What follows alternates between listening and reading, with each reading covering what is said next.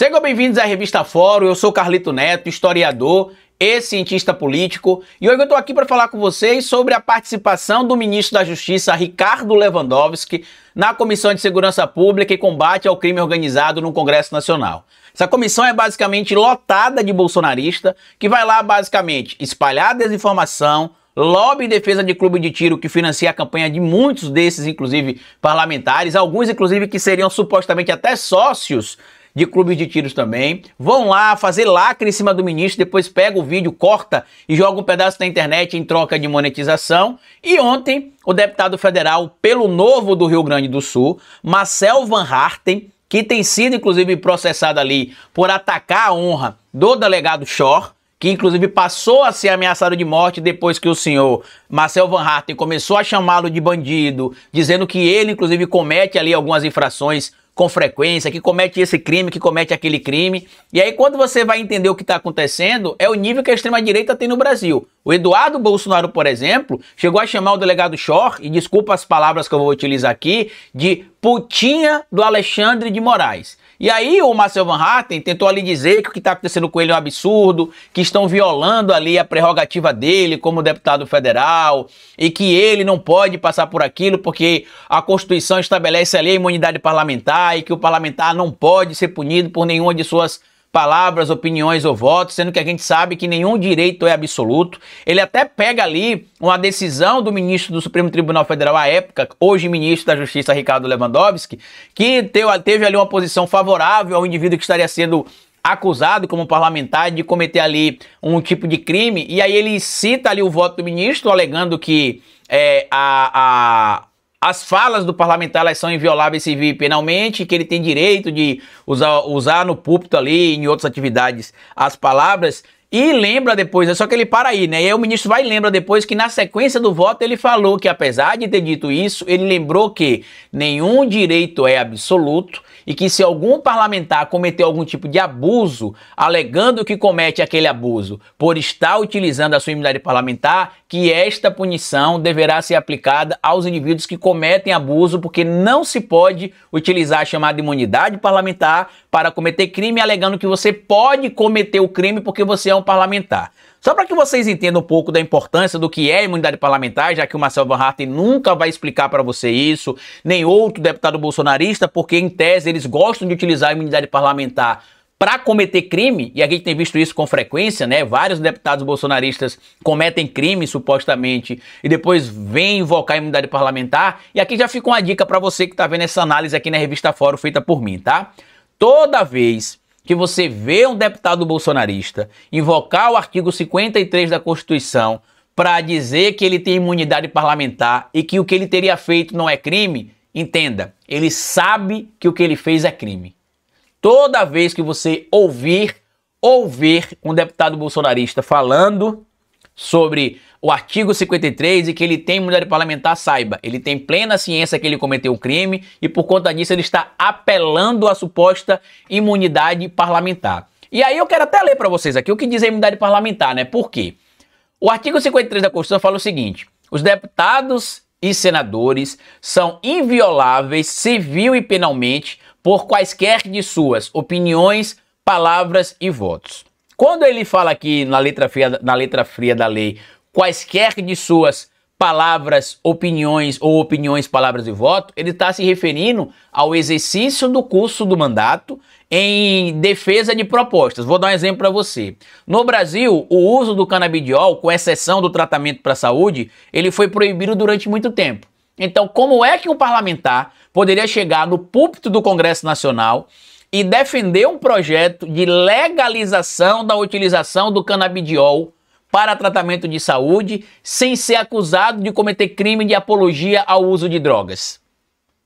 Então, para isso que se serve a imunidade parlamentar. Não é para você subir no púlpito do Congresso Nacional, mostrar a foto de um delegado, dizer que ele é vagabundo, que ele é bandido, que ele é putinha do Alexandre de Moraes, porque a imunidade parlamentar não protege isso. E aí, na participação que ele teve lá, né, na Comissão de Segurança Pública e Combate ao Crime Organizado, ele tentou lacrar, xingou ali figuras da política, da polícia, atacou o governo do presidente Lula, disse que chamou o delegado Shor de bandido e repetiu, inclusive, ali que ele estaria chamando ele de bandido de novo e que se o que ele estava fazendo era crime, que ele, então, fosse preso pelo delegado Andrei Rodrigues, diretor da Polícia Federal, que estava lá, e que se ele não o prendesse, estaria prevaricando. Ou seja, já que ele estaria supostamente cometendo um crime em flagrante, que ele, então, tivesse a voz de prisão dada contra ele pelo diretor da Polícia Federal ali, o delegado Andrei Rodrigues, e que se ele não fizesse, ele estaria prevaricando. Para poder tentar dizer que o que ele fez não é crime e que não era motivo, por exemplo, de processo por parte do delegado Shor. Lembrem vocês que o ministro Ricardo Lewandowski respondeu, eu não vou colocar os vídeos aqui com a resposta, vocês encontram tanto em canais aqui da internet, como aqui mesmo na própria revista Fórum também, se encontram em outros canais aí que fazem cortes do Congresso Nacional, ou podem procurar lá na audiência de ontem, né, que foi da Comissão de Segurança Pública e Combate ao Crime Organizado, no momento ali que tá falando o Marcel Van Hatten. Basta você passar o mouse no cursor do YouTube ali que você vai ver o rostinho dele, quando ele começar a falar você clica. E aí a gente precisa esclarecer aqui dois pontos importantes que ou o Marcel Van Hatten realmente não sabe, ou ele sabe e utiliza só para chamar ainda mais de idiota quem de alguma maneira ainda apoia ou anda ali lado a lado com o que ele defende. Por quê? O próprio artigo 53 da Constituição, que ele tanto invoca, fala o seguinte, no seu parágrafo 2º, desde a expedição do diploma, os membros do Congresso Nacional, deputados e senadores, não poderão ser presos, salvo em flagrante de crime inafiançável. Nesse caso, os autos serão remetidos dentro de 24 horas à casa respectiva, se for deputado federal, para a Câmara dos Deputados, se for senador da República, para o Senado Federal, para que, pelo voto da maioria de seus membros, se resolva sobre a prisão. Traduzindo, um deputado federal só pode ser preso no exercício do seu mandato por cometimento de um crime em flagrante e que este crime seja inafiançável. E aí muita gente falou assim, Carlito, mas o crime de calúnia e difamação, eles são crimes não afiançáveis, ou seja, eles são crimes inafiançáveis. Então o doutor Andrei Rodrigues não poderia solicitar ou decretar a prisão preventiva naquele momento do Marcel Van Hatten? Não. Por quê? Porque a não afiaciabilidade, né, ou a não afiação desse caso ali, né, não se ter o pagamento de fiança, vamos tentar trocar em palavras mais fáceis para eu não falar difícil e acabar me embolando aqui. A não possibilidade de se colocar fiança nesses crimes de calúnia e difamação é por um motivo bem simples. Os crimes de calúnia e difamação, eles não são afiançáveis, por quê? Porque eles não se enquadram no conceito de infração penal punida com detenção ou reclusão que tem a pena mínima combinada em até 4 anos. Ou seja, mesmo o crime de calúnia e difamação não sendo afiançável, ou seja, sendo um crime inafiançável, ele não é um crime inafiançável porque o crime porque não se quer, é porque o crime não se enquadra no conceito de infração penal punida com fiança ou pagamento ou punida e não punida em tese, ou pelo menos revogada, né, a punição temporariamente, para que a pessoa às vezes responda em liberdade, com o pagamento da fiança.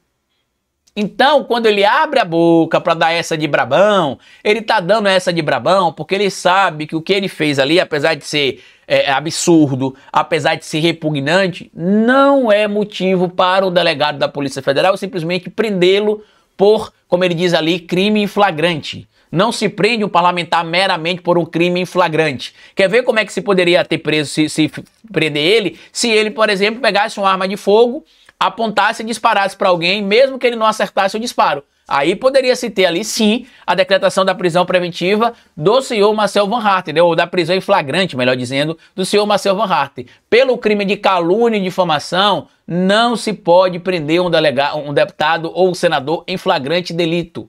Isso aqui mostra o baixo nível de qualificação de parlamentares que estão ocupando a cadeira do Congresso Nacional neste momento. No caso da extrema-direita bolsonarista, a gente tem até duas dúvidas, né? Se realmente é baixa a qualidade, né? Eles realmente não sabem, ou é só manipulação da massa, já que, como a gente vai lembrar que está lá presente no relatório da Polícia Federal, os apoiadores desse tipo de gente aí é chamado de maluco, né? Ou seja, você, bolsonarista, gado, é chamado de maluco por essa coja toda que vocês estão vendo aí.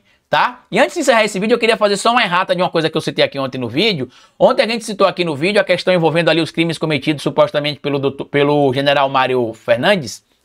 E eu citei aqui para vocês a associação criminosa. Na verdade, não é a associação criminosa, é o crime de organização criminosa. Que eu falei no vídeo que daria uma pena de 23 a 28 anos somadas o total ali na minha análise. E aí eu citei na hora ali, né, o crime de abolição violenta do Estado Democrático de Direito, golpe de Estado e associação criminosa. Não é a associação criminosa. O crime que ele teria supostamente cometido é o crime de organização criminosa que está previsto, inclusive, na Lei 12.850, para que vocês entendam, inclusive, o que é uma organização criminosa. Por quê? Na associação criminosa precisa da junção ali de 3 ou mais pessoas, na associação criminosa. Na organização criminosa, se considera a organização criminosa a associação de 4 ou mais pessoas, estruturalmente ordenada e caracterizada pela divisão de tarefas, ainda que informal ou com o objetivo de obter direta ou indiretamente vantagem de qualquer natureza mediante a prática de infrações penais cujas penas máximas sejam superiores a 4 anos ou que sejam de caráter transnacional. Tanto que no próprio artigo 2º fala sobre a pena para quem comete esse crime, né, de fazer parte de uma organização criminosa. Tá aqui, ó. Promover, constituir, financiar ou integrar pessoalmente ou por interposta pessoa organização criminosa, reclusão de 3 a 8 anos e multa sem prejuízo das penas correspondentes às demais infrações penais. Então tá feito aqui errata, né? A gente acabou citando isso aqui. Eu só percebi depois, né, que eu fui reassistir o meu vídeo, eu vi que eu tinha falado associação criminosa em vez de organização criminosa. Então tá feito aqui errata. Que espero que vocês tenham compreendido tudo direitinho, tanto em relação à brabeza, não tão braba, do Marcel Van Hachten, e também sobre a questão do crime de organização criminosa, tá bom? Grande abraço e até a nossa próxima análise aqui amanhã. Tchau!